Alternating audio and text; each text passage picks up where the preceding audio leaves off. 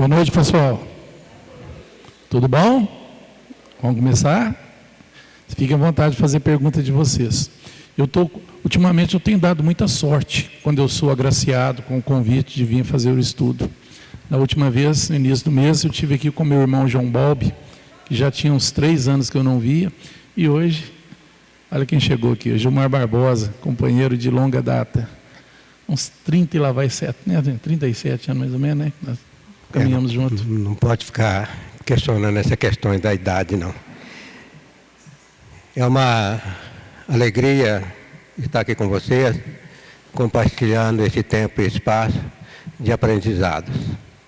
Uma primeira pergunta, pode já começar? Tem uma pergunta aqui, como a doutrina espírita pode me fazer mudar? E eu gostaria de recorrer a um versículo está registrado em Pedro. Eu não sou de guardar versículo também não, tá? Mas o importante é a mensagem. E ele diz o seguinte, felizmente, né? Finalmente todos de bom ânimo. E aí ele diz o seguinte, seja compadecido, seja fraternalmente amigo, seja misericordioso e seja humilde. Esses itens que foram cheios de todos de bom ânimo, é o que a gente precisa para estar atuando em qualquer atividade da nossa vida. Ânimo quer dizer alma. E o que falta em nós, em muitas circunstâncias, é a questão da boa vontade, da predisposição. E a doutrina espírita, um dos objetivos principais dela, é que nós venhamos domar as nossas má inclinações. Somos espíritos milenares, não pensem vocês que são espíritos aqui novinhos, em folha. Somos espíritos que já vivemos várias e várias outras encarnações. Estamos nesse palco, exatamente nesse momento, para o aprendizado, para o nosso crescimento espiritual. Então, eu não vejo outra forma de nós lidarmos com a vida e desenvolvermos cada vez mais, né? Dentro desse processo de aprendizado, através de nós sermos compadecidos. Compadecer é você sentir, é você abraçar, é você estender a mão, é você servir o seu próximo. E vou dizer uma coisa para vocês. O Márcio, se tiver grande, você fala que pode ir trabalhando, né? Eu vou dizer uma coisa para vocês, é o seguinte, de todos os tesouros que a providência divina nos confiou, há uma delas que chama-se piedade. Quando nós somos piedosos, é como se nós nos liberta. É como se fosse como se fosse uma bênção do rio. Vocês aqui já observaram uma nascente do rio, já? Brota ali pouquinho de água, depois vai descendo, passa até no nosso córrego, às vezes, desce,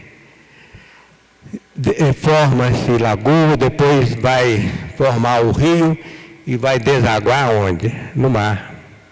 Então a nossa vida é dessa forma. A nossa vida é dessa forma. É como se tivesse uma nascente do nosso coração. E é isso que a doutrina faz por nós. É essa nascente do coração que nós vamos devagarinho enfrentando várias situações. Imagina a água passa pelo pedregulho, as cachoeiras e o mar, e vai desaguar aonde? No mar.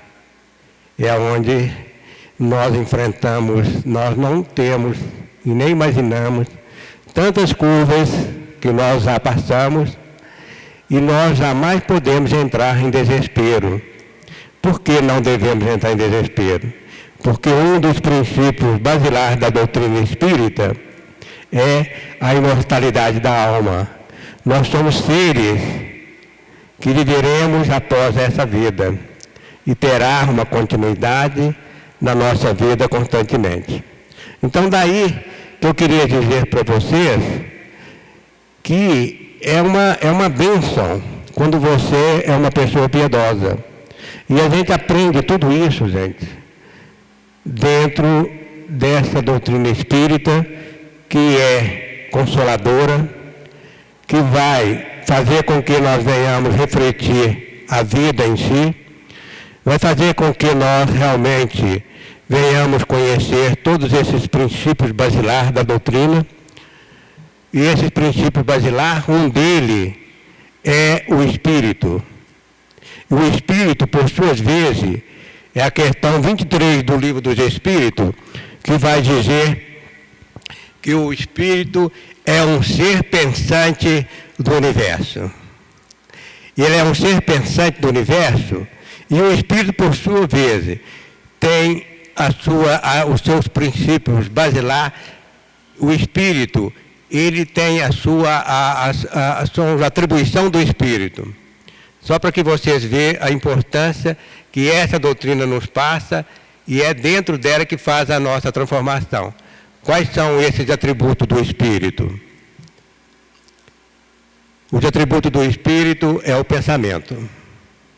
O atributo do espírito é a memória, é a nossa inteligência, é o nosso livre-arbítrio.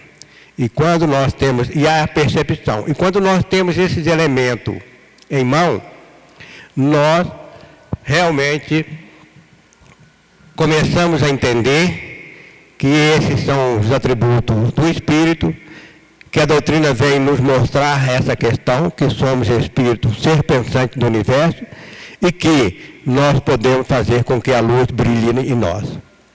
E a doutrina espírita nos proporciona essa mudança. Mudar é quebrar paradigmas. Mudar é vencer a nós mesmos. E a doutrina espírita nos proporciona tudo isso quando nós aprofundamos, estudamos e entendemos que a vida é imortal e que estamos aqui para o nosso desenvolvimento espiritual cada vez mais. Nós podemos depois trabalhar mais um pouco aí, mas eu vou dar uma pausa aqui, porque assim eu vou usar todo o espaço aqui e passo para o Márcio a próxima pergunta aí. Não, mas está ótimo, explicou bem. Lembrando que a doutrina nos fornece o conhecimento, mas as atitudes somos nós, né? Exatamente, viu? Se nós não tomar vergonha na cara, não resolve nada. Tem uma pergunta aqui muito interessante que a gente sempre escuta. Por que o espiritismo é tido por muitos como coisa do demônio? A gente escuta muito falar isso, né? Principalmente entre os nossos irmãos evangélicos. Eles acham que nós mexemos com o chifrudo lá. Mas, na verdade, nós sabemos que o demônio, a figura demoníaca não existe, né? O que Deus criou é espíritos. Aliás, Deus criou princípio inteligente que um dia se torna indivíduo, tornando o indivíduo se vira, a gente chama de espíritos, né? Que somos nós. Uma pessoa má, quando morre, continua má. Uma pessoa boa, quando morre, continua boa, né? Nós somos frutos de nós mesmos. E se eu sou uma pessoa má e guardo o ódio do Gilmar, se eu morrer, eu continuo odiando o Gilmar. E eu tendo a oportunidade, eu vou persegui-lo para intuí-lo ao erro. Mas eu só vou intuí-lo, eu não vou fazê-lo agir no erro. Porque a atitude é dele. Ele é que decide se vai aceitar ou não. Da mesma forma, os bons espíritos, né? Que aproximam da gente, nos tentando nos intuir a fazer as boas coisas. Mas eles não conseguem me fazer a boa coisa. Eu que decido se eu vou fazer ou não. Então a responsabilidade é sempre nossa. A palavra demônio vem de demos, que na época, eu acho que é uma palavra grega, se eu não me engano, né? Significava gênio. Gênio. Ele poderia ser usado tanto para o bem quanto para o mal. Gênio quer dizer espírito, um ser fora do corpo. Então, o demos, essa denominação demos, ela era usada tanto para espíritos bons como para espíritos não bons, dependendo da conotação que se dava a isso. Não tem muitos anos, é recente, quando eu falo recente, em torno de uns 200 a 300 anos, a igreja criou a palavra anjo, e ela foi incorporada à Bíblia que nós temos hoje, para definir a separação entre o que é bom e o demos, demônio, o que é mal. Né? Mas, na verdade, não existe o mal. O que existe é a falta do bem. Né? E, vamos ser sinceros, se nós realmente estamos sob a influência dos demônios, né, dos seres malignos, eles já melhoraram bastante, né? Porque eles só pedem para a gente amar a Deus, fazer caridade, ajudar o próximo, né? Corrigir os nossos erros, os nossos defeitos. Então, assim, o demônio melhorou muito, né? Se a gente for olhar por esse lado, né, Gilmar? Então, na verdade, o que existe mesmo aqui é um preconceito muito grande por falta de conhecimento da doutrina. Não é? Até mesmo porque a doutrina espírita é confundida com as religiões afros. Aquelas religiões que na época da escravidão foram trazidas da África para cá. Que também não são religiões más. Tem algumas que fazem algumas coisas que não deveriam. Mas tem muita área da Umbanda que é boa.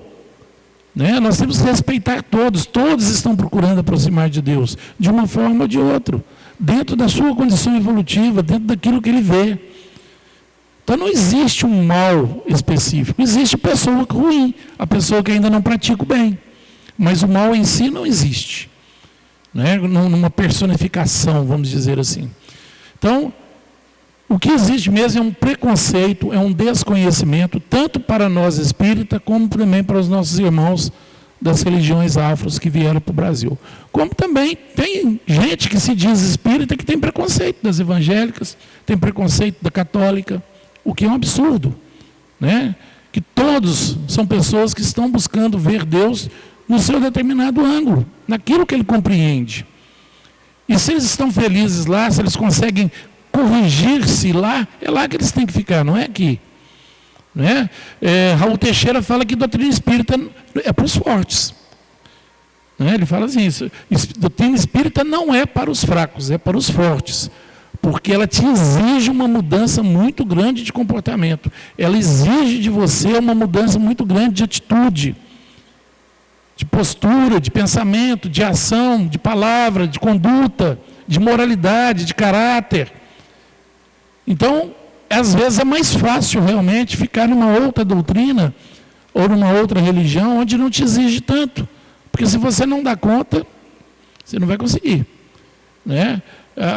Eu estava no início aqui, eu brinquei, mas o Gilmar a gente já se conhece há 37 anos, porque o Gilmar já está no movimento espírita há mais tempo que eu. Ele tem mais que isso. Eu tenho 37 anos de movimento espírita. Né? Eu ainda não me considero um espírita completo. Estou longe de ser um espírita perfeito. Porque eu ainda cometo muitos erros que eu não deveria cometer. Tenho pensamentos que eu não deveria ter. Tenho atitudes que eu deveria fazer, poderia fazer, mas ainda não faço. Né? Como dizia Paulo, né? Aquilo que eu quero eu não faço, aquilo que eu não quero eu faço.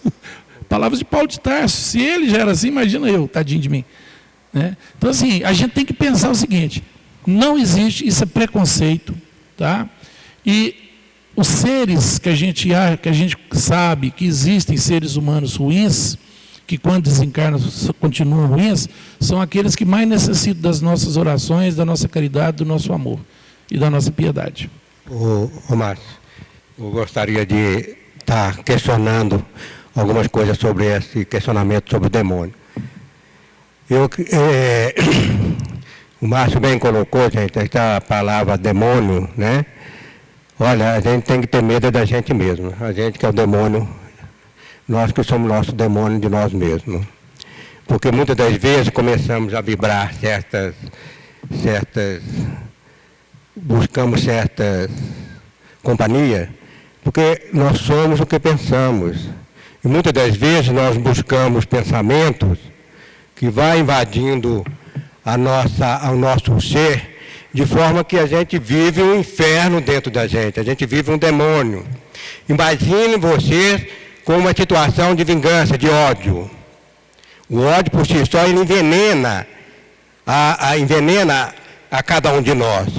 E se você viver com esse veneno, com uma raiva, se eu passo para outra vida com raiva do macho, eu vou perturbá-lo ele, eu vou ser o demônio da vida dele. Olha como que é sério o questionamento, como que é sério nós começarmos a policiar o nosso pensamento exatamente nesse aspecto. Porque nós criamos certas situações e que nós passamos a viver essa situação.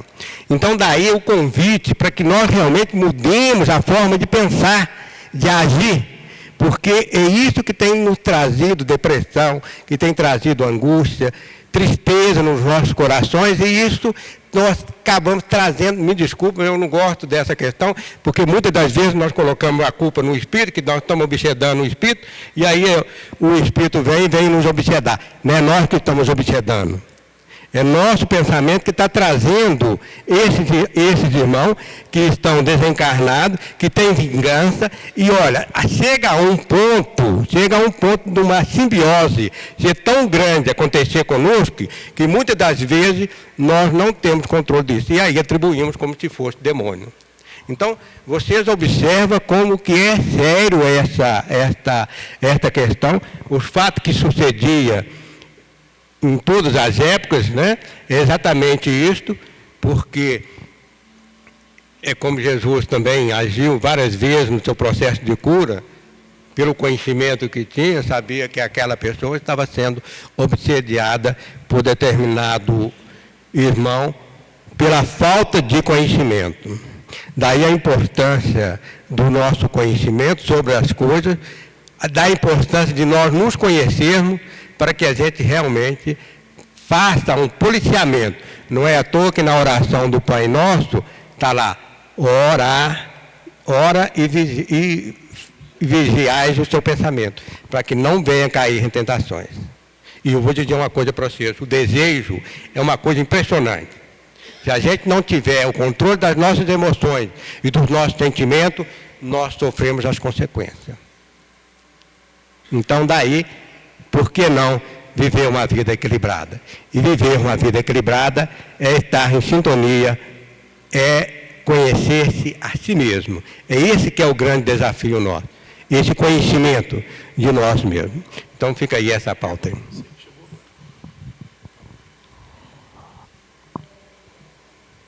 Aqui, ó. Está dando até sequência no que nós estávamos nos questionando, a pergunta que onde entra e qual a força dos obsessores, qual a diferença dele com os espíritos do mal. É que estávamos aqui, até por intuição, já falando, já por si só, do questionamento. Primeiramente, eu gostaria, vou bater nessa tecla novamente. Nós temos o hábito de atribuir a tudo ao processo obsessivo. E vou dizer uma coisa para vocês. Os maiores obsessores da nossa vida somos nós mesmos. É nós que permitimos que a situação ocorra. É nós que abrimos a porta, porque se tiver a porta fechada, não vai adentrar ninguém, não. Não existe força que vai restabelecer e vai adentrar minha forma de pensar. É como se fosse uma questão da hipnose. Eu não sei se alguém aqui já passou pelo processo da hipnose.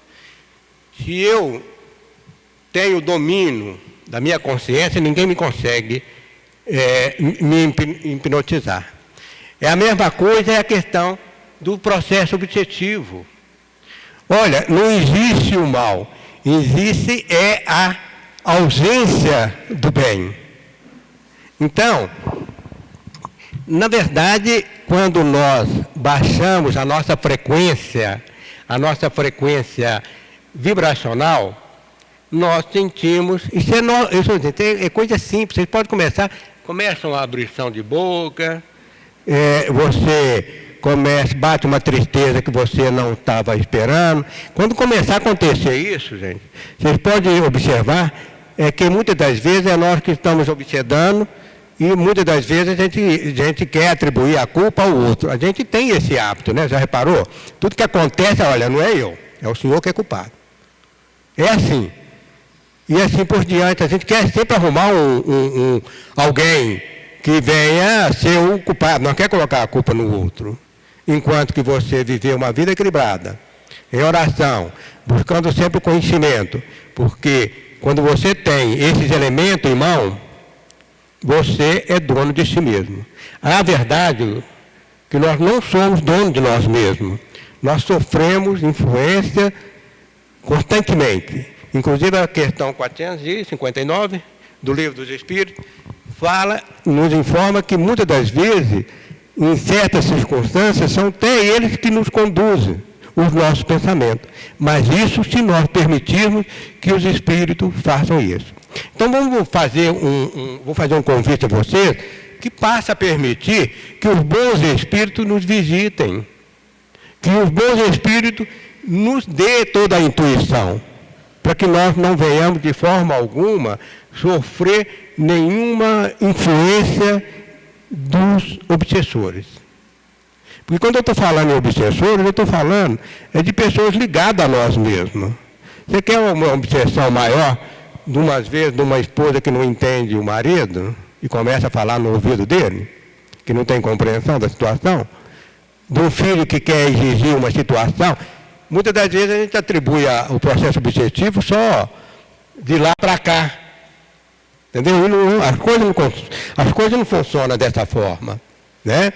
Então, muitas das vezes, o processo obsessivo, ele ocorre de encarnado para encarnado, de desencarnado para encarnado, que acontece de todas as formas, todas as hipóteses que você criar. Então, por isso que eu vou fazer um convite a cada um de vocês.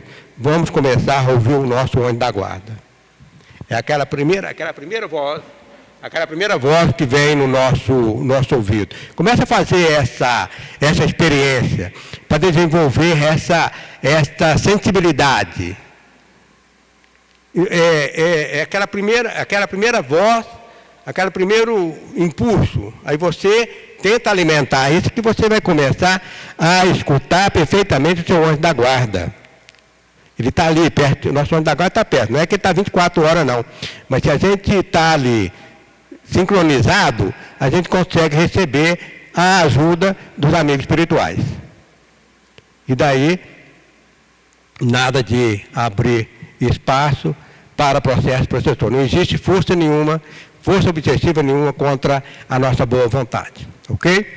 É simplesmente policiamento. Policiar cada vez mais os nossos pensamentos, a fim de que nós venhamos vencer a nós mesmos. O desafio é esse, é o vencer você mesmo. Porque nós somos o causador de todos os processos que acontecem em nossa vida. Daí a importância, batendo na mesma treca, a importância de cada um de nós sermos senhor de nós mesmos. O que acontece conosco hoje, as pessoas estão nos controlando, é como se fosse um controle remoto. E nós estamos sendo heterônimos, quer dizer, vamos com todo mundo. E esquecemos de pensar, de analisar, ser autônomo, ser dono da nossa vontade, a fim de que venhamos vencer qualquer obstáculo na nossa vida. Ótimo. Lembrando também, né, Gilmar, que na pergunta aí, não existe o espírito do mal. Não vamos esquecer isso. Não existe uma figura demoníaca que nos persegue. A gente, normalmente, quando fala de obsessores, nós estamos falando de inimigos de vidas passadas. Né? São pessoas a quem nós lesamos. Não foi eles que me lesaram, fui eu que lesei eles. E hoje eles me perseguem por vingança, porque ainda não compreende o perdão, ainda não conseguiu me perdoar, ainda não conseguiu caminhar. Então eles me acham e me perseguem, querendo que eu venha falhar na atual existência. Mas não existe uma figura maligna que olha para mim e fala assim, Ah, não fui com a cara do Márcio, não. Vou lá perseguir ele para destruir a vida dele. Vou lá atrapalhar a família dele, tal, de graça. Onde é que, cadê Deus nessa história para me proteger? Onde é que está a espiritualidade amiga? Se eu não tenho débito com o Gilmar, por que o Gilmar me persegue? Ele só me persegue se eu tenho débito com ele. Então, os nossos obsessores são aqueles seres de vidas passadas a quem eu fiz muito mal. E hoje eles buscam vingança por ainda estarem na ignorância. Questão de afinidade mesmo, né? É sintonia. E se eu sinto a obsessão, se eu estou me deixando levar para a obsessão, é porque eu estou permitindo. A minha vibração está no nível do obsessor. Porque se eu elevo meu pensamento, se eu começo a mudar minhas atitudes, meu comportamento, as minhas ações para o bem, ele não me atinge. Você já viu que o ditado popular fala assim, o que vem de baixo não me atinge? É exatamente isso. Se eu estou acima, ele não me atinge. Pode fazer o que for que ele não consegue me alcançar. Então não vamos imaginar que existe uma figura do mal a me perseguir. Não existe. Tá? Isso aí não. Tem uma pergunta aqui, olha para você ver, já tinha uma escrita assim, o que é o passe? Chegou uma agora falando assim, qual a finalidade do passe espírita e seus benefícios? A finalidade do passe espírita, o que é o passe? É uma transmissão de energia, uma transposição de energia. Porque durante a nossa vida, as tribulações, os conflitos, as dificuldades, os apertos financeiros, de saúde, social que a gente vive, numa sociedade tão turbulenta como é a nossa atualmente, a gente vai se deixando contaminar por energias deletérias, energias pesadas, e aquilo vai me incomodando. Quando eu venho para uma casa espírita, eu já entro num ambiente que já é salutar, já é um ambiente purificado, um ambiente onde se fala de Deus, se fala de coisas boas, não é? Um ambiente limpo. Aí quando eu entro para uma cabine de passe, um voluntário da casa, um médium passista, ele chega ali e impõe as mãos. Atrás dele é como se viesse um amigo espiritual e usasse o médium como transmissor de energia direto para o paciente. Aí eu passe. Imagina um copo d'água sujo, eu venho com água limpa e começo a derramar. Chega um momento que a água vai transbordando, a água suja vai saindo, vai ficar só água limpa no copo, não é assim? É a mesma coisa. Quando eu estou recebendo o passe, eu estou absorvendo energias boas e deixando as ruins saírem. Mas, se eu estiver conectado a isso. Não adianta eu sentar na cadeira para tomar um passe e não entrar em meditação, em oração. É a mesma coisa, eu não ter entrado. Eu tenho que me colocar numa posição de receber, de estar agradecido a Deus por aquele momento. E importante, quando eu sair dessa casa, não imaginar que eu já estou bom, estou legal e eu posso continuar fazendo besteira. Porque eu posso sair ali fora e já começar a absorver energia ruim de novo. Tem gente que vem na casa espírita só para tomar passe. Na igreja católica tinha os papa hóstia. Na doutrina espírita nós temos os papa passe. Se vier e não tomar passe, Nossa Senhora. Então o passe nada mais é do que um paliativo para te dar uma sensação, um momento de equilíbrio para que você comece a tomar novas posturas e novas decisões, atitudes que vai te trazer o equilíbrio. Tá? O passe é para isso. Ajuda? Ajuda. Mas eu tenho que me ajudar. Eu é que me coloco na posição de receber. Porque ninguém faz milagres. Doutrina espírita não faz milagre, médium não é milagroso, não existe isso, ninguém cura ninguém aqui. O que a gente faz é levar o conhecimento, levar um momento de boas vibrações, um equilíbrio espiritual na questão da energia do passe, mas se você não tomar as decisões da sua vida voltado para o bem, nada vai ter valor. Cada um é dono de si. Eu gostaria de falar um pouquinho do passe. O Márcio bem colocou, é essa transfusão, é como se fosse uma transfusão de sangue. Quando a gente recebe um passe, a gente está revigorando as nossas energias físicas e psíquicas. É como se fosse é como diz você bem, né? É uma limpeza, né, que a gente faz. Agora, tem um detalhe que a gente observa bastante, já narrado por médium vidente, que muitas das vezes a pessoa entra na cabine do passe, mas a pessoa está preocupada com as notas promissórias, preocupada com uma série de coisas. O pensamento não consegue adentrar na sua... Porque a gente tem que estar buscando, gente, a tranquilizar o nosso pensamento. Nós temos que tranquilizar, nós temos que tentar, de uma certa forma, administrar o nosso pensamento. Não, mas é difícil, como é que eu paro? Não estou falando para você parar o pensamento, que ninguém vai conseguir parar o pensamento. Mas é entrar para dentro de si, fazer aquela conversa com você mesmo. Olha, eu estou aqui, eu quero receber, eu quero restabelecer as minhas energias, eu estou andando um pouco... Então, você vai receber, aquilo que eu falei naquele versículo, ânimo. O que está faltando em nós é ânimo. E o passe nos dá esse ânimo, para que a gente possa restabelecer, revigorar. E o que acontece muitas das vezes, nós entramos numa cabine de passe, né?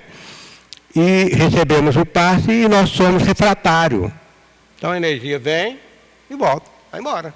Perdeu as energias, o magnetismo, né? Que está ali sendo do médium e da espiritualidade que está atuando ali naquela cabine de passe. Então, muito importante.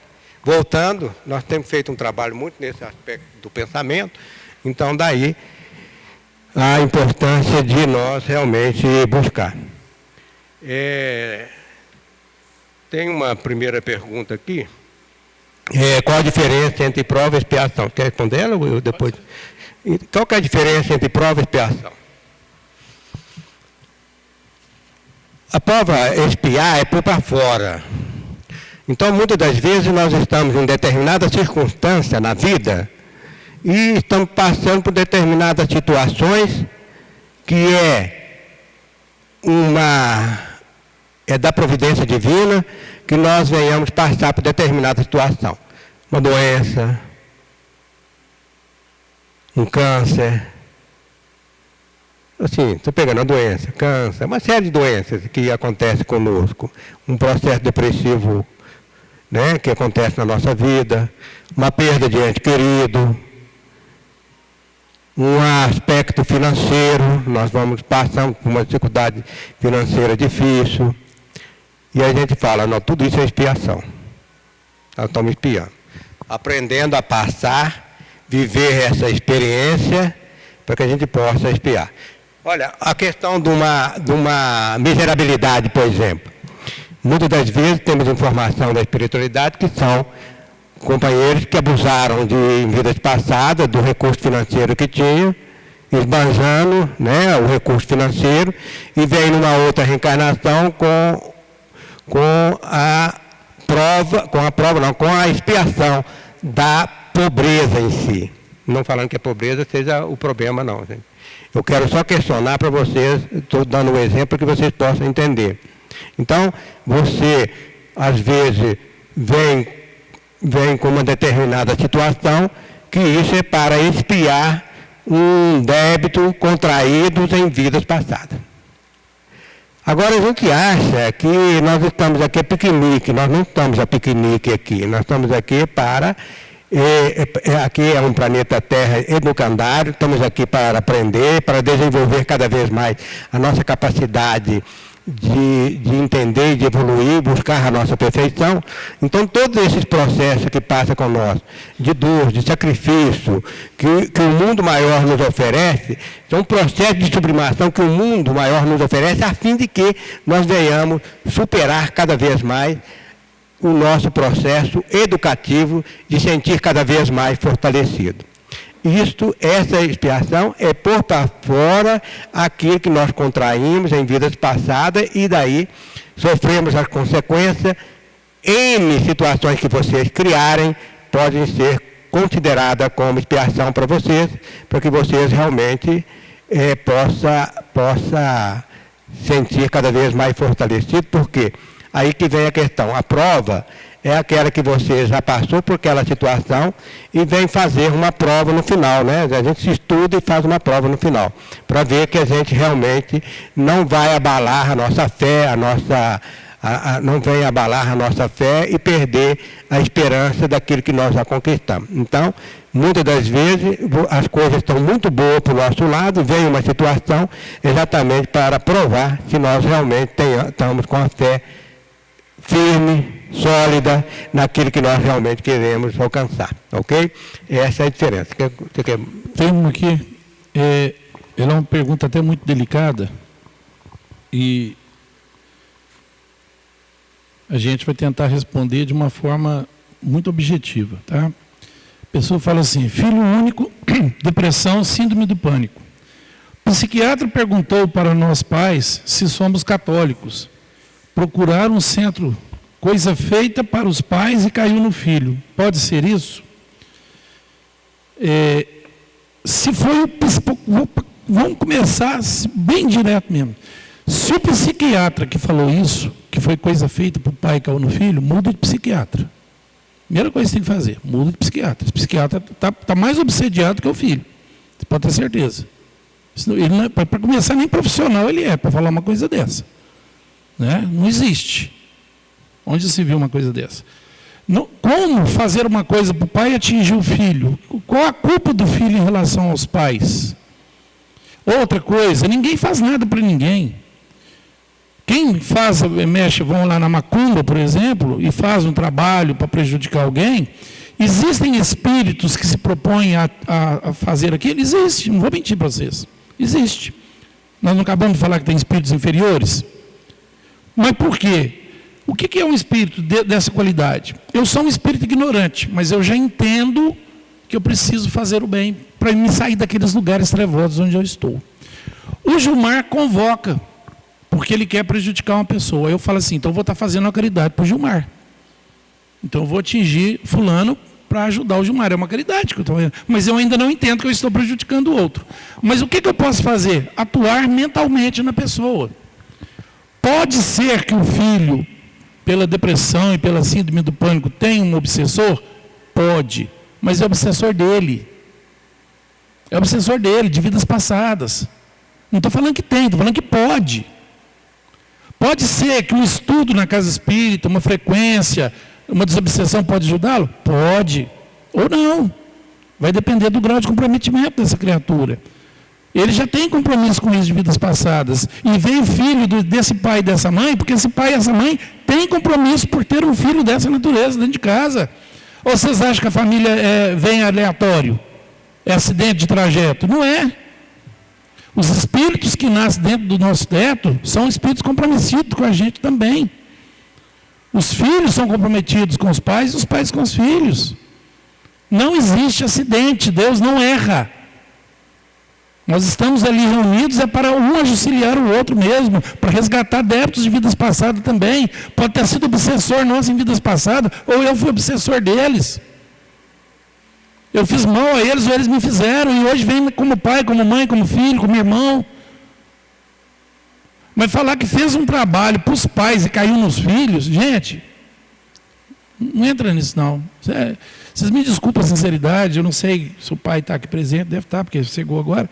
Mas, se foi o psiquiatra, troca. Esse psiquiatra não está ajudando o seu filho. Agora, que a casa espírita pode trazer um alento? Pode. Mas vai depender muito do esforço de permanência, de estudo, de leitura, de participar de palestras. Porque muita gente acha que lá na cabine de paz é que está recebendo energia. Não, não, começa aqui. Aqui é mais importante que lá. Porque aqui, além de você já estar recebendo as energias, você está ganhando conhecimento. E é o conhecimento que te liberta. É o conhecimento que vai te dar chão para você pisar. Saber o caminho que você tem que trilhar. Não que nós somos detentores do conhecimento. A gente passa um pouco daquilo que a gente sabe dentro da nossa visão. Mas é com a compreensão de vocês, com a visão de vocês, com o estudo e o esforço individual de cada um de vocês, é que vocês vão formando o caminho de vocês. Porque esse caminho é individual. Esquece esse psiquiatra, pelo amor de Deus.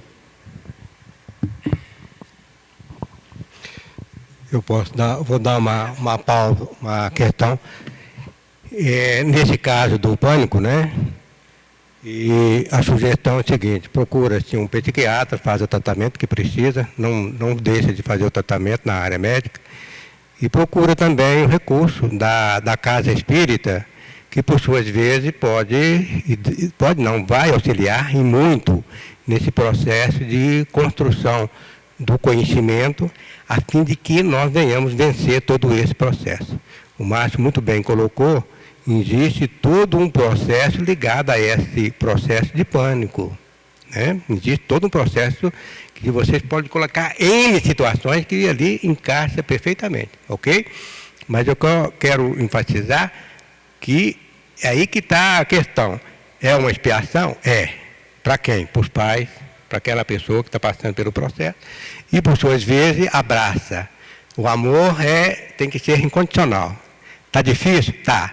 Procura recurso, procura conhecimento, procura entender o que a vida quer com tudo aquilo que acontece com cada um de nós. Nesse caso, não, qualquer coisa que acontece conosco, nós temos que fazer com que a gente faça a leitura do que aquilo que está acontecendo conosco quer nos ensinar.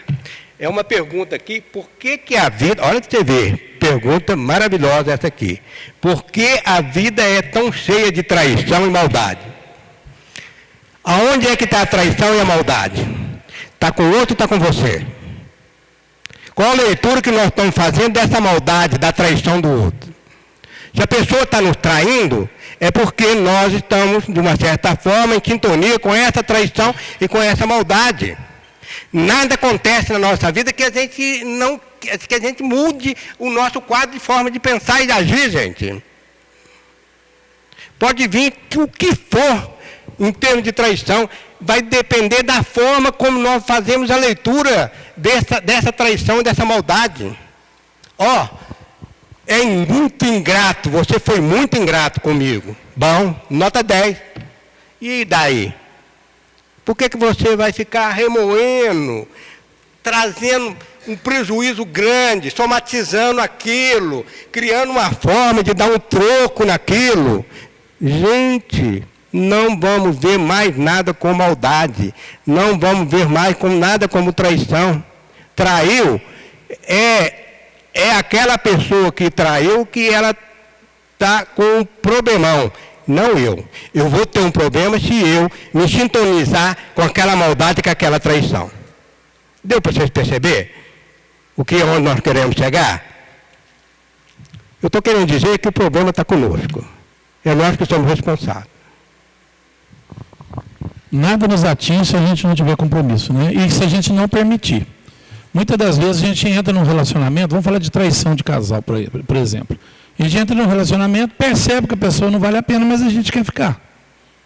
Por carência afetiva, por dependência afetiva, e a gente vai ficando. Então eu estou permitindo, eu já percebi que a pessoa não tem um bom caráter, mas eu fico. Eu acho que eu vou conseguir mudar essa pessoa. Mas não consegue, ninguém muda ninguém. Cada um muda a si mesmo. E como o Gilmar bem disse, não existe o traído, existe apenas o traidor. O traído, ele vai aceitar a traição se ele quiser. Eu posso muito bem agradecer, muito obrigado, foi um prazer estar com você, estou seguindo a minha vida por outro rumo agora. Eu não preciso mais ficar. Para que eu vou guardar ódio, vou guardar mágoa, vou guardar rancor, vou ficar me deprimindo, né, enchendo a cara, fazendo besteira, querendo vingança, como o Gilmar disse? Para quê? O traidor, ele trai a si mesmo. Ele trai os seus conceitos, a sua moral, o seu caráter, a sua dignidade. Ele se trai. Quando a gente pratica um ato de traição, que seja num negócio financeiro, que seja na amizade, ou que seja com o cônjuge, nós estamos traindo a nós mesmos. Eu estou angariando um débito que um dia a lei de causa e efeito vai pedir o resgate. Só eu. Eu não preciso entrar na mesma sintonia do outro. Vai com Deus. Que bom que você fez isso. Agora eu sei quem você é, não serve mais para mim. Que Deus te abençoe seu caminho. Vai ser feliz com quem te aceita assim. Porque eu não quero aceitar você assim. Eu não preciso aceitar você assim. A não ser que eu queira permanecer. E deixar fazer curva na cabeça. Entendeu? Então, não vamos entrar nesse tipo de sintonia. Nosso tempo está chegando ao fim. Eu agradeço a vocês. Que que daqui a pouco nós temos uma palestra.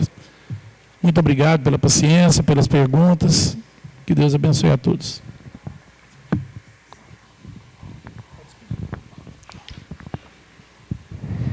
Agradecer o olhar atento de vocês, as respostas da mesa, e que nós possamos sempre buscar o melhor para nós. Nós somos o responsável pela nossa vida.